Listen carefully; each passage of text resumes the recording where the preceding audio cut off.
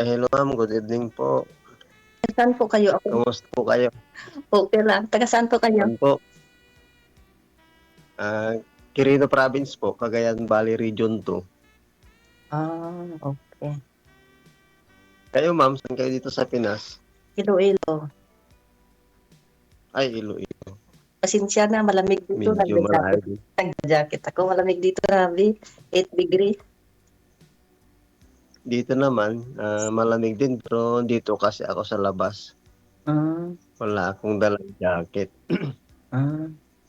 Kasi Ilang taon na po kayo? nung nakaraang mga gabi sir, mahina sobra yung Balik- signal mo. No, ngayon nasaan po kayo? Nasa labas ng bahay? Dito ako po sa sa bahay ng kapatid ko po. Di Bali, maganda. nagbiyahe ako ng 12 kilometers mula sa location ko po noon. Bumiyahe ka pa para magka-signal lang. Hindi Oo. po, dumaan ako dito. Okay. Kasi Kasi doon mahina ang signal. mahina signal sa bahay Pero ninyo. minsan mahina talaga ang signal ng imo dito Mhm. sa amin. Pero sir, okay lang sa'yo nasa Kuwait si ma'am kasi ang gusto mo sana sa ibang bansa, no? Nasa US sana yung Okay lang naman po. okay lang naman. Okay. Okay lang yun. Sige. Nasaan po ba kayo? Oo pala sa Pilipinas. Pilipinas po. Pero dati rin pa akong nagtrabaho sa Saudi. Mm, Ako dati, Saudi Electricity Company. SKECO. Ilang taon na po kayo? Ang bilis Balikan po, tumatanda. 53 po. 53.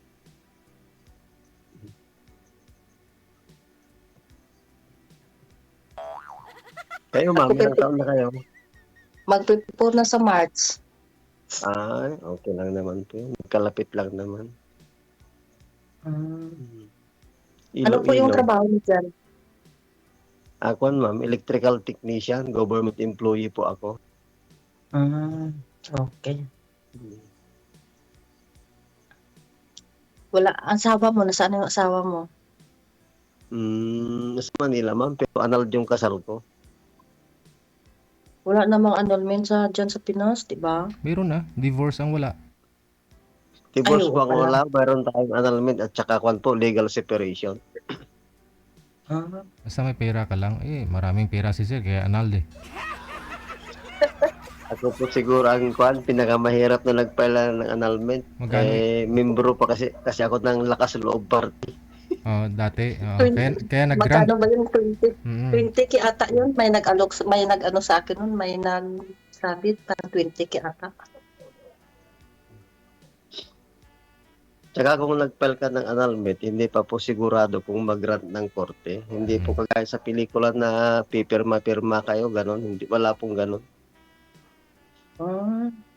Magpirmahan lang po kayo doon sa kwan, paghati ng ari-arian, ganon. Pero pag yung pagka walang visa po ng kwan, validity ng kasal nyo, korte po ang mag-decide po doon.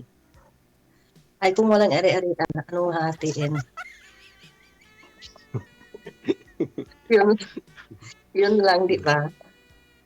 Opo. Ikaw ma'am, single or married? Iwalay? Iwalay. Since 2007. Tagal na. Ganun po ba? Okay lang, ganun naman talagang buhay. Yung mga mayayaman nga, naghihiwalay. Ilan anak nyo? Bali, 3 po. Ako 5 yung anak namin. Ganun talaga po ang buhay. Sa una, medyo sakit, pero ganun talaga ang buhay. Tali mo na dito. Pangatlo na ata. 2 years, a year ago. Yung iba tagal na. Ay, yung una, bakit? Hindi po kami nagkatapat ng time. Kung may Yung trabaho pangalawa. siya, po. Ganun Yung din. pangalawa. Ganun din po. Kasi pagka nagtatrabaho ako, hindi ako nagre-receive ng tawag o nagtitext. Nandyan din sa Pinas. Sa ibang bansa din. Yung isa nasa Mindanao, yung isa ibang bansa din. Mahirap kasi ano yun yung parang kagaya namin, mahirap. mahirap Opo. i-adjust yung oras. Oo, pero depende Ako naman kasi yan siguro sa pag-usap niyo. Ako pangalawang beses ko na ngayon dito kasi nung una, alam ni DJ, yung sa ano ba siya, yung si matanda, yung sa Japan. Ah, Japan yun? Dynamics DJ. Oh, wala na ako yun, kasi wala na matagal. pagka nagtatrabaho ako, hindi ako nagre-receive ng tawag or nagte-text kasi kuryente yung trabaho ko. Oo nga, ingat lang. Kailangan ang konsentrasyon tsaka pagkakuan, nagtatrabaho ka, may tumatawag, may nagte-text, tapos nakikita ka ng mga tao, hintuhin mo ka ng trabaho, paano mo matatapos yun? Ako nga ano tawag nito? Ako kahit namamalat siya ako, pagka may kausap ako, sinasagot ko yun. Kahit nandyan si amo yun pa, ano kasi yung may huluwi kasi kami dito sa amo nag-exercise. Ah, Hindi kasi hindi malupit sa cellphone yung amo ko. pero Oo. pag Saudi ka, mahirap doon. Stricto yung mga kwan doon. Pagka Depende siguro. karamihan doon. Oo. Tsaka daming bawal pag sa Saudi. Oo. Dito kasi kasi dito open country. Doon, ihi ka lang sa gilid pag nakita ka, mamaya may pulis na. Doon sa mga Kahit area na mataong lugar. kahit dito, Mm. oo, kahit dito. Mm. Nasa kasi nila yung nasa batas. Ilang taon ka na dyan, ma'am? 12 years na sa July. Medyo matagal na rin. Mag 12 years na nating wala pang ipon. Naku, Diyos ko po. Ganun naman po talaga. Pero ako kasi, nung nag-abroad ako, 2 years lang, pag nagpadala na ako, kailangan hindi na ako magpapadala sa sahuran ulit. Hindi ka na kung nagpadala ka after 5 days, tatawag na naman sila, hingi ng kung anong pagkagastusan. Ako kasi pagka nagpadala ako, pag unless lang kung emergency, gano'n. Ako ganun din, oo. Pero pag Mm. magpadala sa ganun, may Eh, pag kasi. nasanay yung pamilya mo na mayat maya hingi sa'yo, wala kang maiipon. Ganun, kasi ganun, dati ganun ang ginagawa nila. Tapos sabi ko bakit ilang beses ba ako magsasahod sa isang buwan? Linggo-linggo ba ako nagsasahod yun? Ang naano na sila, nasabihan ko na silang ganun. Pero Siyempre, yung ang ano naman sa kuryente naman kasi ay 18 yung due date. Sabi ko, hindi nyo ba mm, alam na weekend pa lang ngayon? Oo. sa amin noon, maganda yung company ko sa Saudi. So, ATM kami nagsasahod. Mhm. Maaga yung sahuran namin. Ngayon, saan ka nagtatrabaho ngayon? Saan location mo ngayon sa trabaho? Doon din sa lugar nyo? Dito rin sa amin Luzon. po, Provincial Government of Quirino. Saan yun banda? Quirino. Cagayan Valley Region, ma'am. Region 2. Malapit kami sa Ilocano, Taiwan. Opo, Ilocano yun. Ilocano yun, di ba? Cagayan opo. Valley. Ang majority po Ilocano. Mhm. Pero marami rin mga dito, mga Bisaya, gano'n. Lalo na yung mga Malayo, Kwan, nakapag-asawa na malayo rin. naman Cagayan Valley. Mm. Pero nakapunta na ako ng Kwan, Sambuanga Sibugay, Barangay Kitapug Datopyang Maguindanao, sa Isabela Basilan, napuntahan ko na yung mga yan. Anong ginagawa mo, sir? Ah, Anong ginawa mo doon, sir? Bali Kwan po, reservist po kasi ako, nag-schooling ako, kaya Mm. nakapunta po ako doon. Ngayon, reservist pa rin po kayo. Opo, So, kahit papaano may monthly. ay Kwan po, yung pagka-reservist mo po, mayroon kang sahod Hmm. sa level ng rangko mo pagka naka-schooling ka. Pagka hindi ka naka-schooling, Kwan Wala lang, din. may allowance, gano'n. Allowance, Pag oo. may vigil, gano'n. Pero ikaw nakapag-training ka, nakapag-schooling. Opo, finance po yung schooling ko. Hmm. Basic finance. So at least nakapasok ka pa sa LGU ninyo na ganito, government employed ka na doon eh.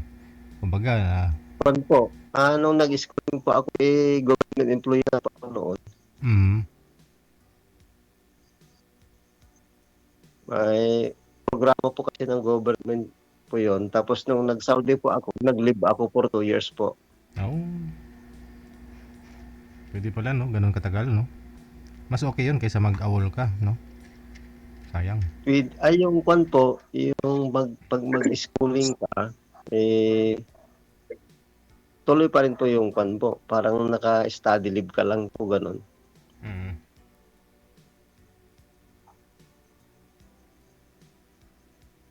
Ngayon, medyo kwan, dahil sa tension, ina-activate na yung mga reservist ngayon. Wala, carry pa sir? Po, Carry pa ba?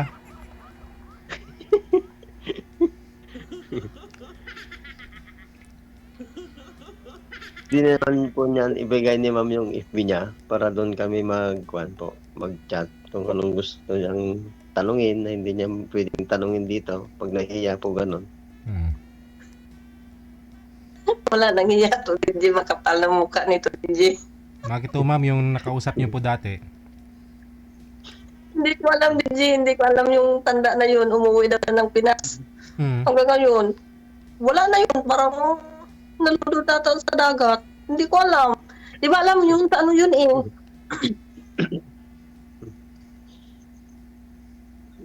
Tayo, Siman? ano? Siman? Hindi. Sa ano yun siya, sa... hayaan mo na yun, hindi ko na ano, nabanggit ko na yun kanina eh. Nung kwan po kasi, pagkatapos po ng annulment ko noon, nag-file ako ng schooling ko. Ganon. Tapos, July natapos, January naman ako naka-schooling.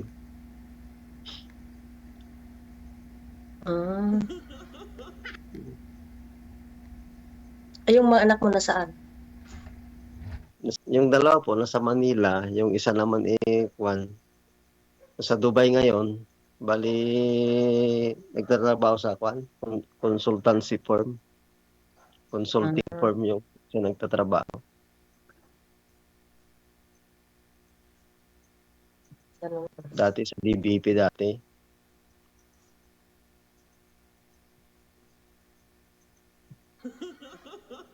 Okay lang yun. At least may trabaho na sila. Yung aking na mga anak, ay yung 3 na sa Manila. Yung 2 na sa probinsya.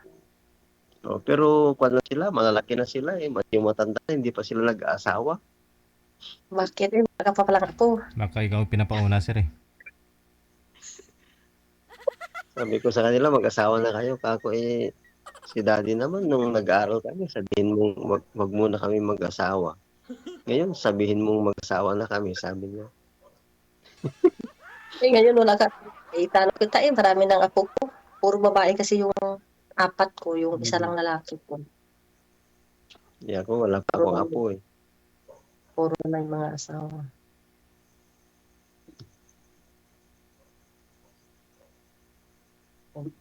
Nung nag-schooling ako noon, wala pang 1 taon, tapos yung annulment ko, nag-schooling ako, sabi nila sa Mindanao stricto yung kwan, sundalo na yan. Naiinis ako hindi ako gaano lumalapit sa mga babae kasi katatapos lang yung annulment ko eh. Andun pa rin yung sakit sa dibdib. Ganun pa ba? Ganun ba? O ganun naman talaga.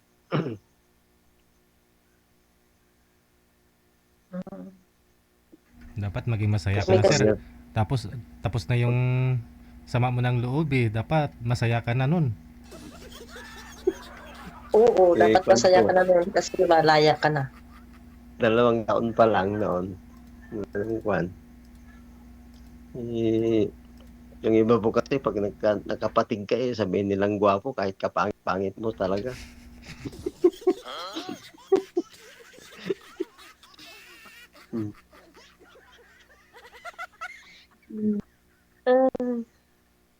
Ganun lang ang buhay. Ganun po talaga. Hindi Oo. lahat ng hinihingi mo kaya binibigay. Meron pa rin yung hindi niya maibigay dahil walang itong buhay. Kaya nga eh. Ako nga yung asawa ko, taga doon rin sa amin eh. Mm. Pag magbakasyon ako nung pangalawa kong uwi, nung last nakita kami, wala lang. Pero ngayon, may asawa na siya doon. Kami Nagtatanong pa yung naman, asawa, nagtatanong yung asawa niya sa nanay ko kung kailan daw ako uuwi. ay, Sabi ng baka, sabi ng nanay, baka nung hindi lang asawa ko, pasalubong. yung babae, sabi ng nanay ko, wala naman siyang pakialam kung mag-asawa kayo. Di kami naman, pag nagbakasyon sila dito sa amin, kinakausap ko pa rin naman. Parang magkapatid na lang kami gano'n. Oo. Pag Kasi hindi magkasimple, naman lahat ng oras nung nagsama kayo, masamang pinakita. Marami pa rin magagandang bagay na pinakita niya sa iyo. Kaya gano'n talaga. kaya nga yung mga alaala ba. Pero Kasi hindi na kailangan kasi dapat ibalik yun. minahal mo na rin eh. Diba? Ang isipin mo na lang, yung mga magandang bagay na ginawa niya sa iyo, gano'n. Mm. Pero hanggang doon lang. Ganun talaga yun. Ganun talaga buhay. Alangan na patatali ka sa nakaraan. Lalong hindi ka makamove on. Correct. Tama. Yun. Lagi ka na lang kasimangot. Oo. Kaya minsan, nalulungkot ako minsan. Kasi pag nakatingin ako sa bundok, sa mga ibon, sa langit, iniisip ko ano ba naman itong mga babae pag nakuha na nila yung dangal ko, iniwanan na ako Ay, kako. raghoy! Hindi naman lahat. Huwag mong lahatin. Parang sakit isipin. Di ba, Divin? Hindi mo naman lahatin. Hindi naman lahat ng mga babae masama. May nag-comment nga doon sa post. Di ba nag-post ako dyan? Sabi nga Hmm. kasi yung ano ko, yung cover photo ko, yung anak kong lalaki, sabi nung nag-comment, ay, sinungaling yan, hindi totoo yan. Tingnan mo naman yung cover photo niya, lalaki. Sabi ko, huwag kang maghusga, magtanong ka muna. Tapos ako kasi parang rose from the rank, naging ako, laborer, electrician, security guard, executive assistant, naging electrical foreman sa abroad, tapos electrical technician, ganon. Nasubukan ko rin in, kasi nung una ako ang pinaka-paborito sa opisina. Kaso lang walang nainggit sa akin, kahit paborito nila ako. 'Di ba pagka paborito ka nainggit sila ma'am, yung mga kaopisina mo. Oo. Pero ako hindi ako kinainggitan kasi paborito nga nila ako pero paboritong utusan. Utusan. Kahit sa bahay ka din, may ganun din. Alam Totoo. mo, Uy, dalawa din kaming Pinay dito. paboritong Dalawa din utusan pala, kaming sir. Pinay dito. Kaya pala Pagka, walang kaya pala walang nainggit, pagka, sir. Kasi paborito kang utusan, no? Opo, BJ. Ah, Pero nung naging boss rin ako, alam ko rin yung paano yung maging rank and file, ganon. Tapos, hindi ako boss na kuripot, yung iba boss na kuripot pa.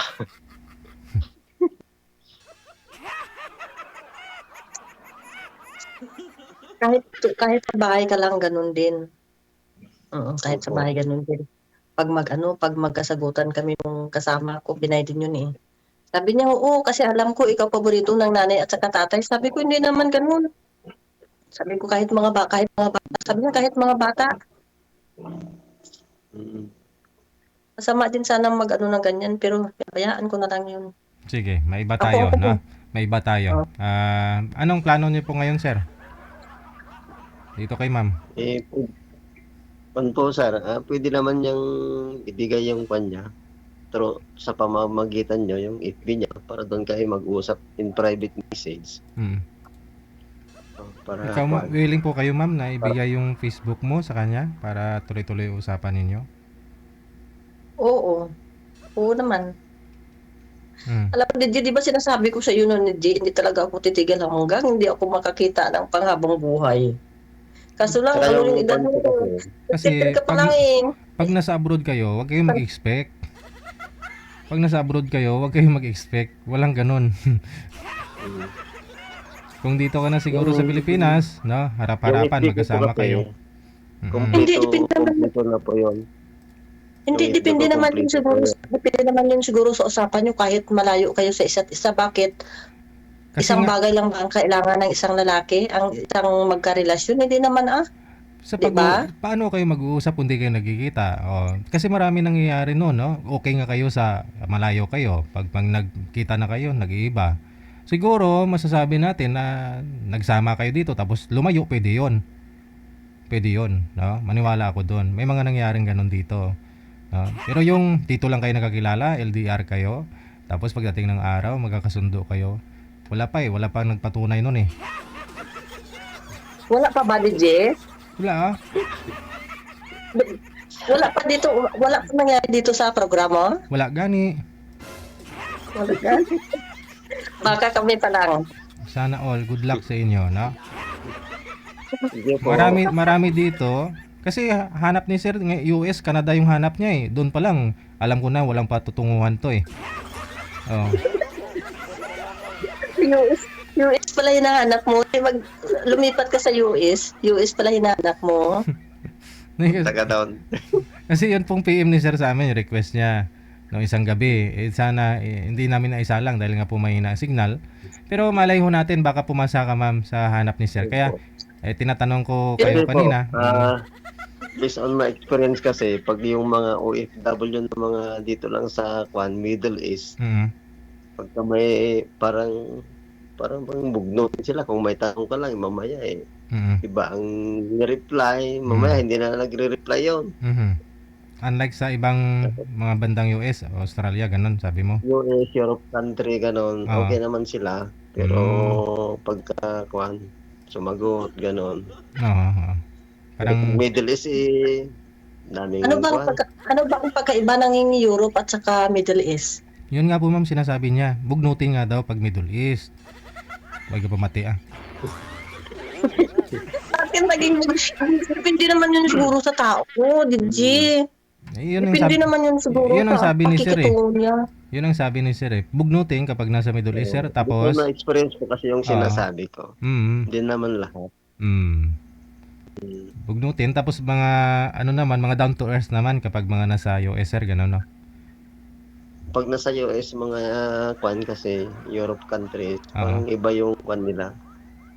Iba naman yung experience ko sa kanila kasi okay naman sila makipag-usap, gano'n. Tapos pag hindi maka-reply, I will reply you later, sabihin niya gano'n. Hindi kagaya ng Middle East na pag hindi ka nag-reply, magdamag na yan, hindi na nag-reply, hindi mo alam kung anong nangyari, kung ano na doon, kung Ramadan ba o ano, kung busy. Malalaman mo yung DJ pag hindi magkasundo, magpapaline up ulit. Opo. Sige. Hindi naman po yun. Good luck Ganun sa po inyong talaga dalawa. ang buhay. Maraming Kaya salamat. nandito si Sir DJ. Wanted, sweetheart. Basta maayos yung signal ninyo, walang problema. At saka may mahanap na makamatch si manager. Thank you and good luck sa inyo. Wanted, sweetheart. Thank you po. Okay, sige, DJ. Oras natin, 39 minutes after 9 o'clock. Good luck, ma'am. Yan po si Sir, no? Yan po yung nakaraang linggo ng gabi. Dami niyang try. Dami nating try na matawagan lang dahil nga po mahina ang signal.